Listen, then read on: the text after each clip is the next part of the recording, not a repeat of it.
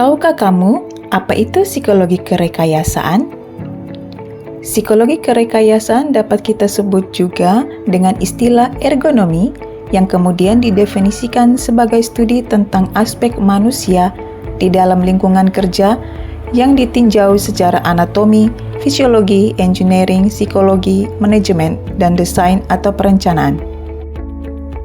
Ergonomi juga dikenal dengan istilah psikologi kerekayasaan, kerekayasaan faktor manusia, kerekayasaan manusia biomekanika, psikoteknologi, psikologi eksperimen terapan.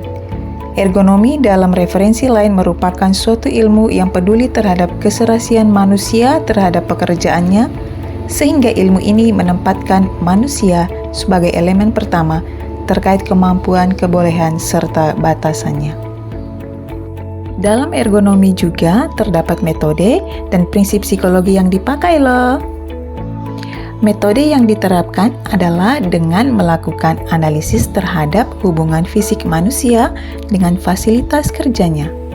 Salah satunya adalah pengaruh timbal balik dari berbagai kondisi kerja dengan tenaga kerjanya dan rancangan penelitian meliputi peralatan kerja, prosedur kerja, rancangan ruang kerja, workspace design yang disesuaikan dengan keterampilan dan keterbatasan manusia atau tenaga kerja. Adapun tujuan dari praktis psikologi kerekayasaan ada dua, yaitu 1. Tujuan akhir dari bidang ini membantu membuat rancangan peralatan, tugas-tugas, tempat bekerja, dan lingkungan kerja sehingga merupakan pasangan yang tepat bagi kemampuan dan keterbatasan tenaga kerja. Yang kedua, menunjang atau menggalakkan efektivitas penggunaan dari objek-objek fisik dan fasilitas-fasilitas yang digunakan orang untuk memelihara atau menunjang nilai-nilai manusia tertentu yang baik, desirable. Dalam proses ini misalnya, kesehatan, keselamatan, kepuasan. Selanjutnya ada kondisi kerja. Kondisi kerja sendiri dalam ergonomi dibagi menjadi dua, yaitu kondisi lingkungan fisik kerja dan kondisi lama waktu kerja. Untuk kondisi lingkungan fisik kerja juga dibagi menjadi 4 bagian. Yang pertama, penerangan atau iluminasi, yang kedua bising atau noise, yang ketiga musik dalam bekerja, dan yang keempat warna. Penerangan atau iluminasi. Dalam hal penerangan dapat diperhatikan beberapa faktor yang antara lain kadar cahaya yang sesuai dengan kondisi ruang kerja, distribusi cahaya yang penerangannya terdistribusikan ke seluruh ruangan, penerangan tidak terlalu silau ataupun redup sehingga tidak mengganggu konsentrasi. Bising atau noise. Yang dimaksud dengan bising di sini adalah suara yang tidak diinginkan dan menyebabkan rasa tidak nyaman. Contohnya, seperti percakapan antar karyawan dengan nada keras, nada dering telepon, dan kebisingan dari aktivitas luar seperti suara kendaraan, mesin, dan lain-lain. Dan dalam ergonomi, ada beberapa cara yang dapat dilakukan untuk mengurangi tingkat kebisingan, yaitu yang pertama, mengurangi bunyi mesin dengan cara membuat alat mesin yang lebih halus suaranya dengan meredam suara-suara dari mesin. Yang kedua, memasang dinding kedap suara. Dan yang ketiga, memberi fasilitas alat pelindung telinga atau earplug kepada para karyawan. Selanjutnya ada musik dalam bekerja.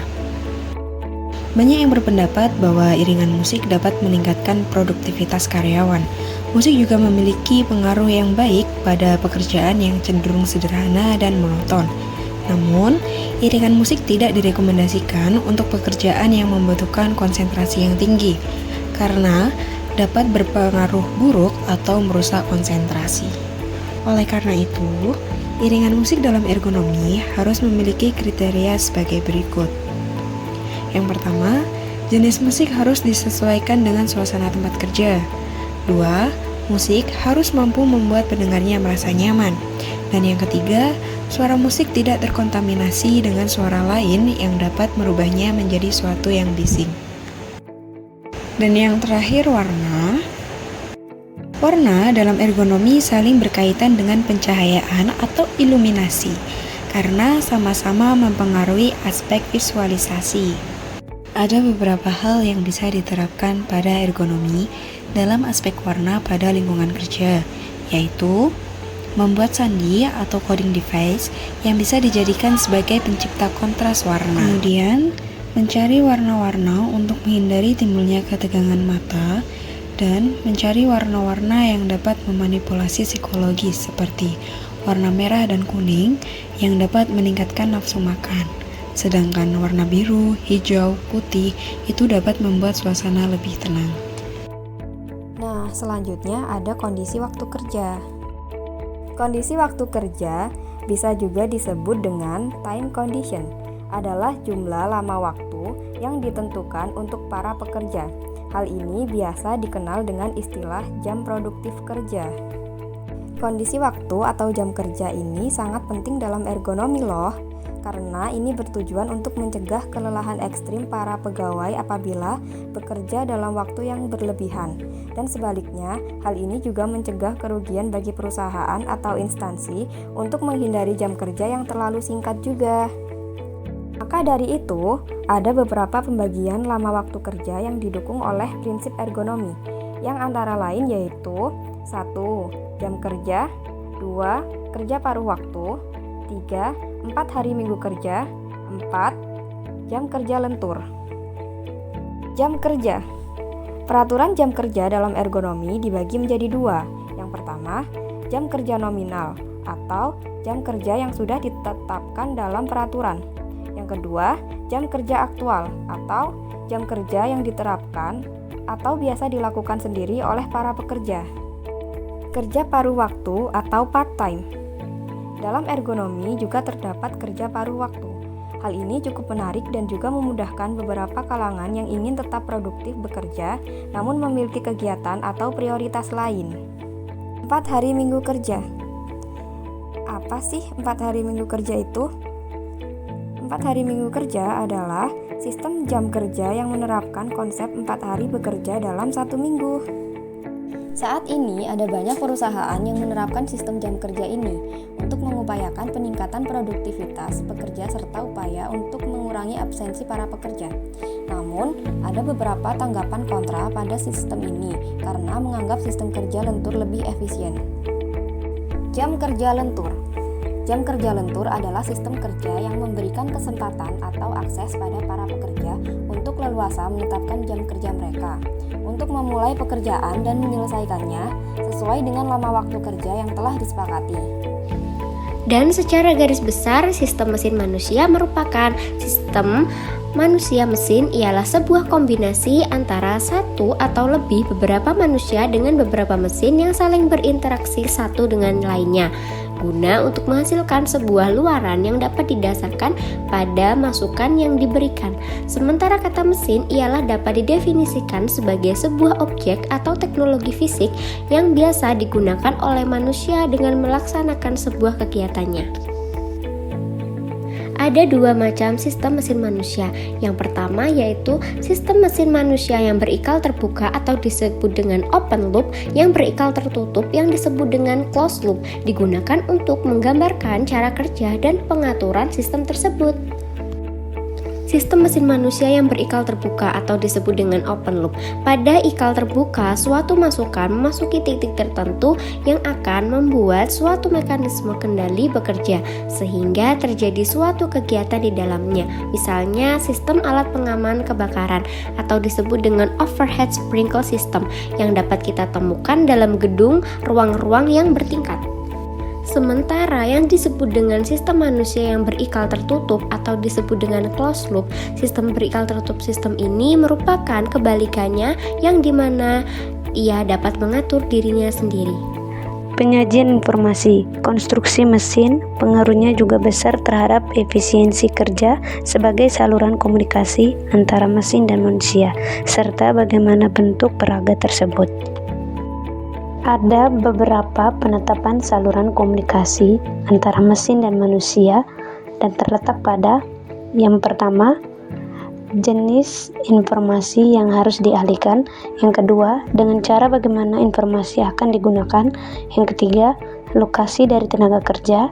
Yang keempat, lingkungan tempat tenaga kerja beroperasi. Yang kelima, sifat dari alat indera itu sendiri atau sifat telinga dan mata.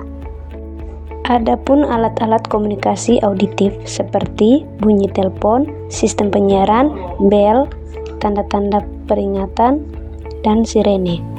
Yang tepat untuk digunakan yaitu jika pertama, pesan sederhana dan tidak menjemuk. Yang kedua, pesan yang disampaikan pendek. Yang ketiga, kecepatan penyampaian pesan itu penting. Yang keempat, pesan tidak perlu digunakan lagi di kemudian hari. Yang kelima, saluran-saluran komunikasi visual sedang terlalu besar bebannya. Keenam, lingkungan tidak sesuai untuk menerima pesan visual. Yang ketujuh, operator harus banyak bergerak. Informasi yang disampaikan melalui peraga visual ataupun peraga auditif perlu diusahakan untuk disampaikan dalam bentuk yang mudah diterima dengan tepat. Selanjutnya ada fungsi kendali. Merancang alat kendali untuk penggunaan manusia yang efektif harus ditetapkan alat kendali yang paling tepat untuk pekerjaannya. Alat kendali dapat sesuai atau tidak sesuai. Tombol pijat baik untuk menstarter mobil, tetapi tidak baik untuk mengemudikannya. Ada berbagai macam alat kendali seperti tombol tangan, tombol kaki, berbagai macam saklar, knop, roda, pengungkit, pedal, dan lain-lain yang masing-masing memiliki tujuan penggunaan untuk pekerjaan tertentu. Dalam ergonomi, ada juga beberapa hal yang perlu diperhatikan saat merancang alat kendali. Yang pertama, mencocokkan alat kendali dengan anggota-anggota tubuh seperti tangan dan kaki. Jangan sampai ada satu anggota yang bebannya terlalu besar. Yang kedua, mencocokkan alat kendali dengan gerakan. Misalnya, pengungkit yang ke atas dan ke bawah hendaknya memberikan gerakan yang sama. Yang ketiga, mencocokkan alat kendali dengan lingkungan kerjanya. Dan yang terakhir, memperhatikan population stereotypes, dugaan-dugaan manusia tentang arah gerak sesuai dengan kebiasaan yang dialami. Misalnya, perputaran sesuai dengan arah jarum jam.